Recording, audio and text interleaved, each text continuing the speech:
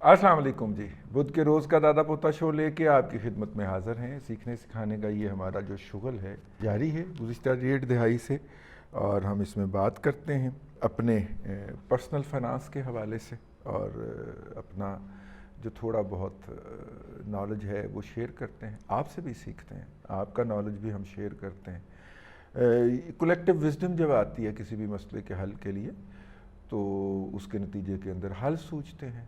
ये हमने अपने आका की एक सुन्नत ताज़ा की हुई है कि आपका हुक्म है कि एक लफ्ज़ भी आपको आता हो तो दूसरे को सिखाओ, और उसी को लेके हम चलते हैं।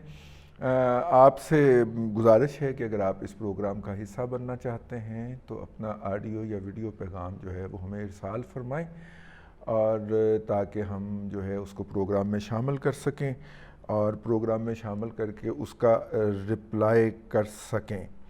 और पिछले दिनों जो था वो नया सेट आने के बायस बहुत सारे मैसेजेस जो थे वो डिलीट हो गए थे। आपकी बड़ी मेहरबानी, आपने फिर मैसेजेस के ढेर लगा दिए हैं, और अब हम 22 के मैसेजेस पढ़ने लगे हैं। ज़ाहिर है आपके तो पुराने होंगे लेकिन आपने रीसेंड किए हैं, तो वो 22 से ऑनवर्ड हम पढ़ने लगे हैं। बुध का ये प्रोग्राम है, तो आज का पहला मैसेज जो है वो सुन लेते हैं।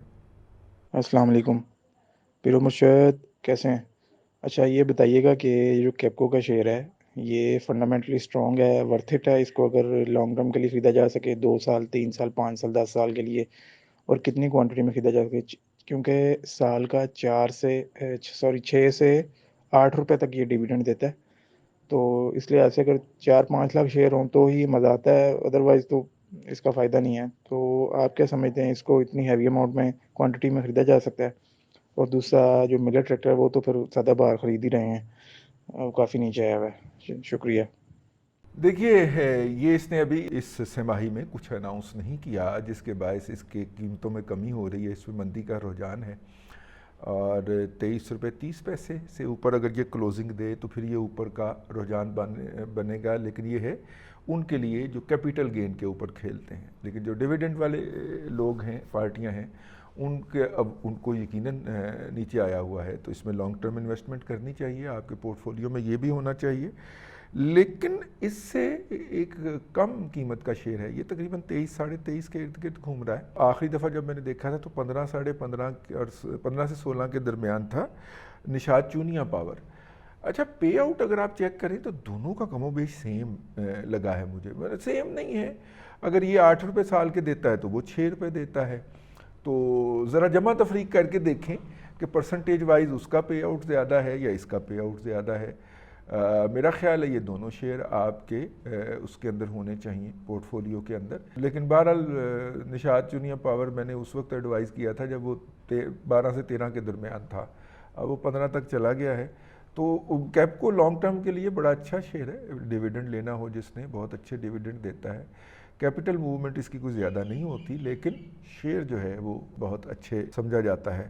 तो देख लें अगर आपको समझ आए तो। आज का अगला मैसेज जी। अस्सलाम वालेकुम दादा जी। एहसन बोल रहा हूँ, आपसे एक मशवरा चाहिए था। मेरे पास कोई 45 लाख के करीब अमाउंट पड़ी हुई है जो मुझे 8 महीने से लेके 1 साल तक उसकी ज़रूरत नहीं होगी। तो वो मैं चाह रहा हूँ कि उसको ऐसे पार कर दिया जाए कि एक तो डिवैल्यूएशन से भी बच जाए, और दूसरा अगर उसमें कुछ मंथली आता भी रहे तो ज़ाहिर है तो ज़्यादा बेहतर होगा। तो लेकिन ये है कि आजकल जैसे बैंक्स में फ़िक्स इनकम में काफ़ी अच्छे प्रॉफ़िट्स आए हुए हैं। मेरा ख़्याल कोई 20% तक उसमें मिल जाता है। लेकिन उसमें ये है कि फिर वो उसमें सूद का आ जाता है। और दूसरी साइड पे अब नेशनल सेविंग्स एक बचती है ऑप्शन के। अब उसमें मिक्स अप ओपिनियन मिलती है कि कुछ लोग कह देते हैं कि यार वो भी है, इसी तरह उसमें भी सूद ही है, और कुछ कह देते हैं कि नहीं वो हलाल है। अब काइंडली आप इसमें बता दें कि नेशनल सेविंग्स में इन्वेस्ट करना हलाल है या वो भी सूद में ही आता है? तो फिर अगर ये ऑप्शन भी नहीं है तो फिर और क्या ऑप्शन है जहाँ पे इसको पार किया जा सके 1 साल के लिए, 8 महीने से लेके साल तक के लिए? और दूसरा एक आपको जैसे एक मशवरा था कि काइंडली आप हर प्रोग्राम में बताते रहा करें कि इस डेट तक के मैसेजेस जो हैं वो इंक्लूड हो गई हैं, ताकि फिर वो किसी को कन्फ्यूजन ना रहे कि यार मेरा मैसेज क्यों नहीं ऐड हो रहा। थैंक यू जी, अस्सलाम वालेकुम। जी बहुत शुक्रिया आपने ये मैसेज किया, और जो है हमने उसके ऊपर जो है वो रिप्लाई उसका यही है जी کہ بہت سارے جو جدیدیت کے فقہا ہیں یا علماء کرام ہیں جو جدید اس کو مانتے ہیں، ان کے مطابق اگر ریاست آپ سے مخصوص شرح کے اوپر لیتی ہے، قرض لیتی ہے، تو وہ سود کی مد میں نہیں آتا۔ یہ جو ہے اس میں آپ کسی فرد کو نہیں دے رہے، ریاست کو قرضہ دے رہے۔ نیشنل سیونگ جو ہے وہ ریاست ہے، ڈیفنس سیونگ سرٹیفکیٹ ڈیفنس میں لگایا جاتا ہے، اور جو دوسرے ہیں وہ ریاست جو ہے وہ کسی اور طریقے سے خرچے کرتی ہے یا اپنا جو ڈیولپمنٹ کے کام کرتی ہے وہ لیتی ہے۔ ایک بہت بڑا طبقہ جو ہے علماء کرام کا وہ ہمیں یہ بتاتا ہے کہ جناب اس طریقے سے لیے گئے جو پیسے ہیں یا یہاں پہ جو انویسٹ کیے گئے جو رقوم ہوتی ہیں ان کا وہ سود کے مد میں ان کے اوپر ریٹرن جو ہے اور فکس ریٹ آف ریٹرن جو ہے وہ سود کی مد میں نہیں آتا۔ تو اب دیکھ لیں، میں ذاتی طور پہ تو ایسے لوگوں کا حامی ہوں جو کہ بظاہر کام نہیں کر سکتے بہت زیادہ، تو وہ اس طرح کے وہ کرتے ہیں، جگہوں کے اوپر پیسہ لگا دیتے ہیں۔ جیسے ہمارے ہاں وہ سوشل سیکیورٹی کا سسٹم تو ہے ہی نہیں۔ اگر ایک خاتون ہیں، وہ بیوہ ہو گئی ہیں اور ان کے بچے ہیں اور ان کے پاس کچھ سرمایہ ہے، تو ان کے پاس اس کے علاوہ اور کیا آپشن رہ جاتا ہے کہ وہ ریاست کو پیسے دے دیں اور ریاست جو ہے اس کو ایک منتھلی انکم دیتی رہے جس سے اس کا گھر چل جائے۔ آئیڈیل سچویشن تو یہ ہے کہ اس کا بوجھ جو ہے وہ ریاست اٹھائے، اس کے بچوں کا، اس کی تعلیم کا، ان کے گھر کا۔ لیکن اگر یہ نظام ہمارے ہاں موجود نہیں ہے، جو بدقسمتی سے 75 سال میں نہیں بن پایا، تو پھر اس کو محدود نہ کریں، اس کو ٹھیک ہے، اس کو جینے کی راہ تو دینا، اس کو جینے کا کوئی رستہ تو سجھائے نا۔ میرا خیال ہے کہ مناسب ہے، ٹھیک ہے۔ اور آپ کی بات جو ہے دوسری، اس کے اوپر ہم نے آج پہلے ہی عمل کر دیا۔ ہم شروع میں بتا دیتے ہیں کہ یہ آج کس دن کا پروگرام ہے۔ آج ہم بدھ کا پروگرام ریکارڈ کر رہے ہیں۔ السلام علیکم جی دادا جی، میں زبیر نبی ایڈوکیٹ بول رہا ہوں کیلگری کینیڈا سے۔ میری گزارش یہ ہے کہ آپ اپنے ہر ایپیسوڈ میں یہ ضرور بتا دیا کریں کہ کون سا شیئر اس وقت بہتر جا رہا ہے اور کون سا شیئر جو ہے خطرے میں ہے، یا کون سی کمپنی جو ہے فراڈ کرتی ہے۔ اس میں ہر ایپیسوڈ میں اگر آپ 1-2 شیئر کے بارے میں بتا دیں کہ جو بڑھ رہے ہیں، یا 1-2 شیئر کے بارے میں بتا دیں جو کم ہو رہے ہیں، اور ایک آدھی کمپنی کے بارے میں بتا دیں کہ اس سے آپ محفوظ رہیں، اس سے بچتے رہیں، تو میرا خیال ہے کہ یہ بہت بڑی انفارمیشن ہوگی۔ میں تو انتظار کرتا رہتا ہوں کہ آپ کون سے شیئر کے بارے میں اپنی رائے دے رہے ہیں۔ شکریہ جی، میں نے آج 2 شیئرز کے بارے میں عرض کر دیا ہے، اور یقیناً آپ نے سن بھی لیا ہوگا۔ اس کا آبجیکٹو یہی تھا، لیکن زیادہ چیزیں یہ ہوتی ہیں کہ بعض اوقات بغیر ڈیمانڈ کے اگر چیزیں بتائی جائیں تو وہ ارریلیونٹ ہو جاتی ہیں، یا وہ بہت سارے لوگ نہیں سنتے۔ ہماری یہ کوشش ہوتی ہے کہ آپ بتائیے کہ آپ کو کس شیئر کے بارے میں کوئی انفارمیشن درکار ہے، تاکہ اس کے بارے میں عرض کیا جائے، بجائے اس کے کہ ہم وہ کریں اس حوالے سے۔ زبیر صاحب، آپ کی بات جو ہے وہ پہنچ گئی ہے اور ہم نے اس کے اوپر عمل بھی کر دیا ہے۔ جی، اگلا میسج۔ السلام علیکم دادا جی، میں کامران بخاری عرض کر رہا ہوں ملتان سے، اور آپ کا بہت بڑا فین ہوں، آپ سے بہت محبت کرتا ہوں۔ اللہ تعالیٰ آپ کو اپنی زبان میں رکھے، خوش رکھے، آباد رکھے، آپ کا سایہ آپ کے بچوں پہ قائم رکھے۔ میرا ایک سوال یہ تھا کہ جیسے بہت سے نوجوانوں پاکستان میں لوگ اب نئی بزنس اپرچونیٹیز کی طرف دیکھ رہے ہیں، تو اس حوالے سے ابھی جو یہ ایران اور پاکستان نے کچھ بارڈر پہ منڈیاں کھولی ہیں جس پہ بارٹر سسٹم کے لوکل کرنسیز کے تحت بھی میرے خیال میں تجارت ٹریڈنگ ہو سکتی ہے چیزیں، تو اس حوالے سے اگر آپ کچھ گائیڈ کر سکیں کہ آپ کے پاس اس بارے میں کیا انفارمیشن ہے، اور آپ کیا سجیسٹ کرتے ہیں، کیا گائیڈ کرتے ہیں، اور کیا ہمیں وہاں ایک وزٹ کرنا چاہیے، یا کس طریقے سے ہم اس کے حوالے سے کوئی انفارمیشن حاصل کر سکتے ہیں، کائنڈلی گائیڈ کر دیں۔ دیکھیے، میں نے ایک ولاگ بھی کیا تھا اس حوالے سے، بخاری صاحب آپ نے بڑی اچھی توجہ دلائی، لیکن دادا پوتا شو کے پلیٹ فارم پہ اس کی جو ہے وہ بات نہیں ہوئی۔ یہ ایک جو میرے علم کے اندر بات آئی ہے، اور میں ہمہ وقت یہ بات ماننے کو تیار رہتا ہوں کہ میری انفارمیشن کے اندر کجی بھی ہو سکتی ہے، لیکن جو میرے انفارمیشن میں بات آئی ہے وہ یہ ہے کہ یہ جو 5 مختلف جگہ کے اوپر ایسی منڈیاں قائم کی جائیں گی۔ اس وقت جو ہے وہ ایک جگہ کے اوپر، یہ جیوانی سائڈ کے اوپر، یہ گوادر سے اگر آپ نقشے میں آگے دیکھیں تو آخری قصبہ جو ایران کا بارڈر آنے سے پہلے ہمیں ملتا ہے وہ جیوانی ہے، اور یہ جیوانی کا جو علاقہ ہے یہ گوادر سے بھی آگے گیا ہوا ہے سمندر کے اندر نا، اور یہ بڑی اچھی جگہ ہے طلوع آفتاب غروب آفتاب دیکھنے کے لیے، یہ آخری بڑی زبردست جگہ ہے۔ اور ملکہ برطانیہ یہ جو پچھلے دنوں فوت ہوئی ہیں، یہ جب یہاں پہ ان کی حکومت تھی تو یہ ایک خاص حکم کے تحت یہاں پہ آئی تھی اور انہوں نے غروب آفتاب کا وہ منظر دیکھا تھا۔ کہا جاتا ہے کہ وہاں پہ کہا نہیں جاتا، اس کی ویڈیوز بھی یوٹیوب پہ آپ کو مل جائیں گی، وہاں پہ اس وقت وہ کمرہ اور وہ گیسٹ ہاؤس بھی موجود ہے جہاں پہ آ کے ملکہ ٹھہری تھیں، اور انہوں نے غروب آفتاب کا نظارہ کیا تھا، اور پھر وہ اگلی شام یا رات وہاں پہ گزار کے پھر اگلے دن وہاں سے روانہ ہوئی تھیں۔ تو بڑا زبردست یہ جیوانی کا قصبہ ہے جی، اللہ تبارک و تعالیٰ اس کو آباد کرے، آباد رکھے۔ پہلے جتنی بھی آبادی ہے مچھیروں کا علاقہ سمجھا جاتا ہے، لیکن زیادہ تر یہاں پہ وہ لوٹ مار والے لوگ زیادہ ہوتے ہیں، تو اس لیے وہاں پہ عام لوگ بلوچ تو چلے جاتے ہیں، وہ تو گھومتے رہتے ہیں، وہی ویڈیوز بنا کے اس پہ لوڈ کرتے ہیں، لیکن نان بلوچ کا وہاں پہ جانا کہا جاتا ہے کہ خطرے سے خالی نہیں ہے، جانا ہے تو آپ سیکیورٹی لے کے جائیں۔ ہم نے بھی جب جانے کا پروگرام بنایا تو ہمیں دوستوں نے کہا کہ جناب آپ کو ہم سیکیورٹی دیں گے، اس کے بغیر آپ وہاں پہ نہیں جائیں گے، سیکیورٹی اسکارٹ کرے گی۔ میں کہہ رہا مطلب ہے کہ انہوں نے نام ہی مارنا ہوئے تو پھر بھی مارا، ٹھیک ہے۔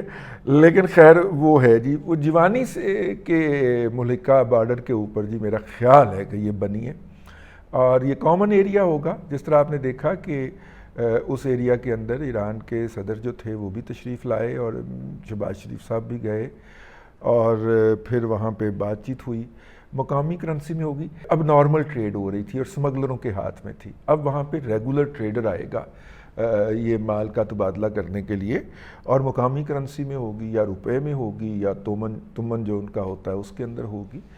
تو زیادہ مناسب ہوگا کہ وہاں کا ایک دفعہ وزٹ کر لیا جائے، مقامی کسی بندے کے ساتھ پہلے پوری طرح نیٹ ورکنگ کر کے وہاں کا ایک وزٹ کر لیا جائے، اور جب وہ ٹریفک بڑھ جائے گی تو پھر یہ لا اینڈ آرڈر والے واقعات یہ کم ہو جائیں گے، کیونکہ گوادر تک تو ہے نا سارا سلسلہ، تو گوادر تک بائی ایئر جایا جا سکتا ہے، آگے بائی روڈ جایا جا سکتا ہے، تو پہلے اس کو ایک وزٹ کر لیا جائے، اس کی پوری جو نٹی گریٹی ہے، ڈیٹیلز ہیں وہ لے لی جائیں، پھر اس کے بارے میں سوچا جائے، آسان ہو جائے گا وہاں پہ جا کے اپنے ایرانی ہم منصب سے ڈیل کرنا۔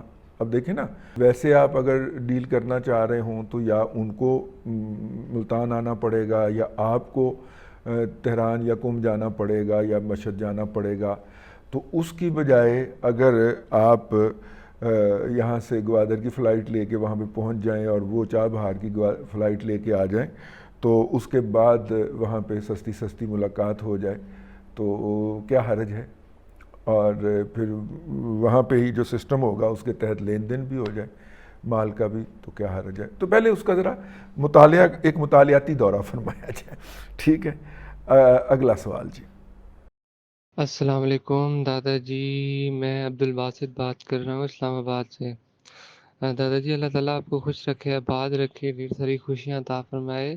دادا جی میرا سوال یہ ہے کہ کیا ہمارے ملک کی معیشت کیا نام ہے اپنی ٹریک پر چل پڑی ہے، یا معنی کہ اپنا کیا ہمارے ملک کی معیشت سیدھی راہ پہ چل پڑی ہے، یا ترقی کی راہ پہ گامزن ہو چکی ہے یا نہیں؟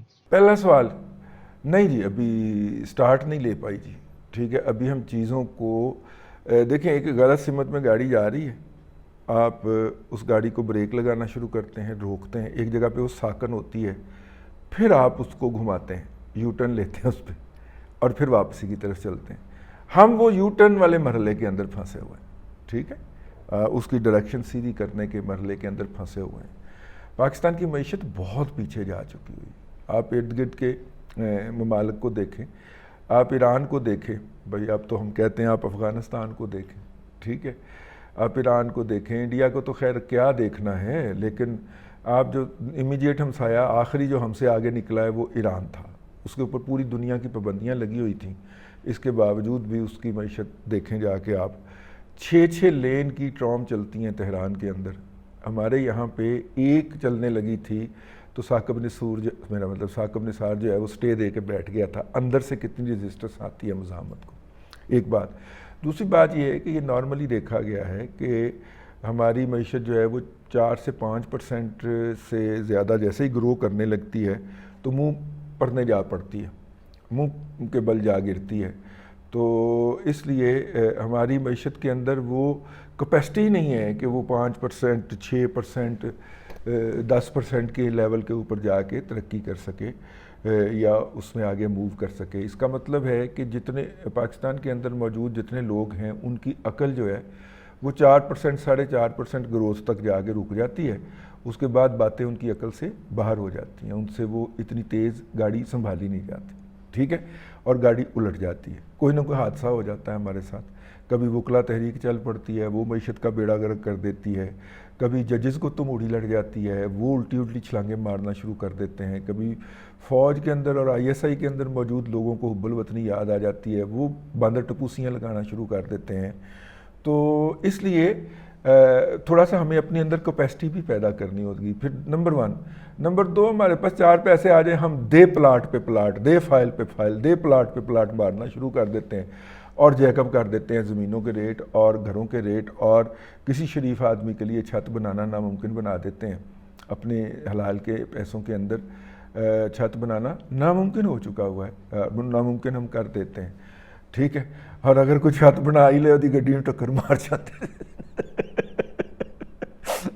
میں مذاق کیتا ہے.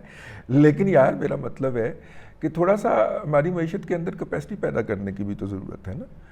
آپ کا اگلا سوال یہ ہے کہ ایران کے اوپر جو پابندیاں لگی ہوئی ہیں اس کے متعلق تھوڑا ہمیں ایلیبریٹ کریں کہ یہ ایران کے اوپر کیا وجوہات ہیں کہ وہ اپنا تیل اپنے اندر کے نام ہے گیس وغیرہ باہر ایکسپورٹ کیوں نہیں کر سکتا، اور کیا نام ہے اس پہ یہ پابندیاں کیوں ہیں.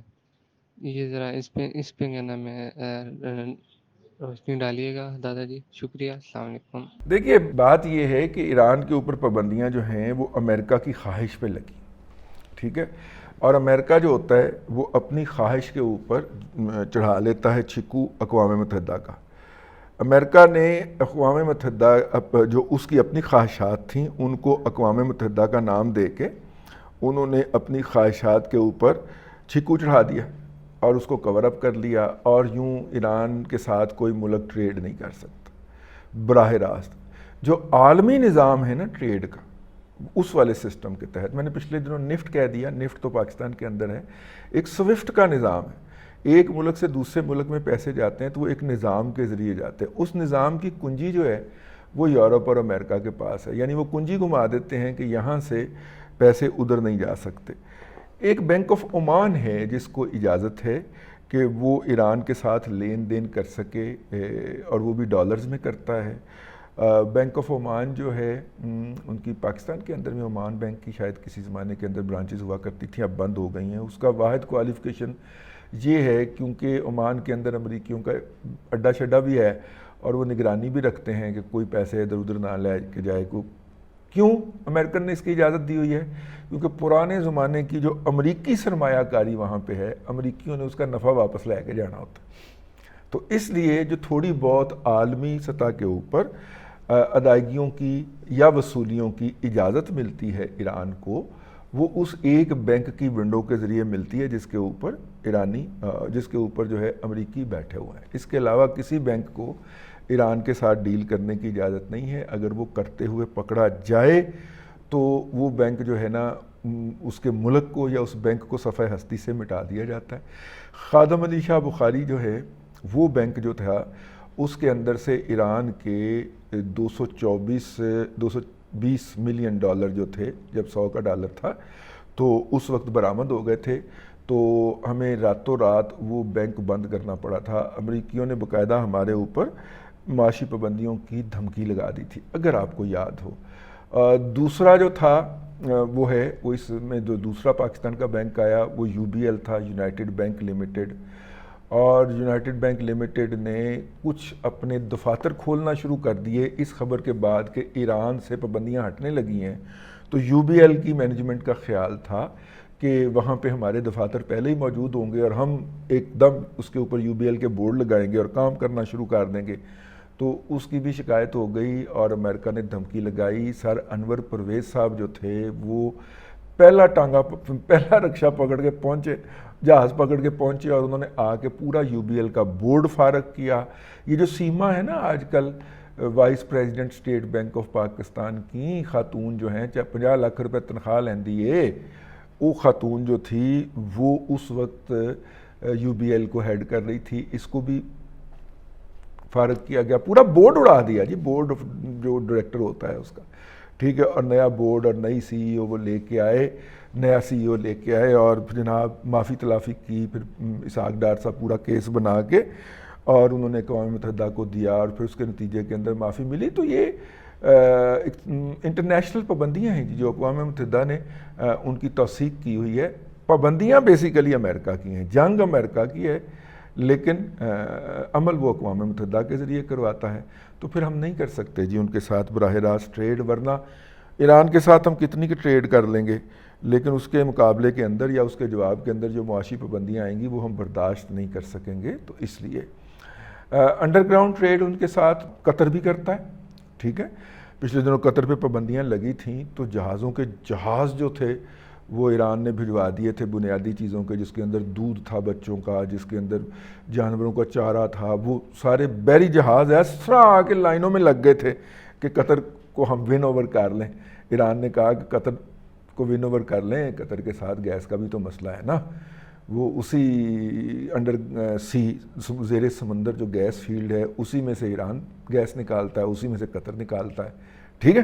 तो वो इसलिए इन्होंने कहा कि जनाब अच्छा मौका है कि इनके साथ हम जो है वो तल्लुकात बहाल कर लें। जनाब आज के लिए दादा पोता शो से इतना ही, अगले दादा पोता शो में आपसे फिर मुलाकात होगी।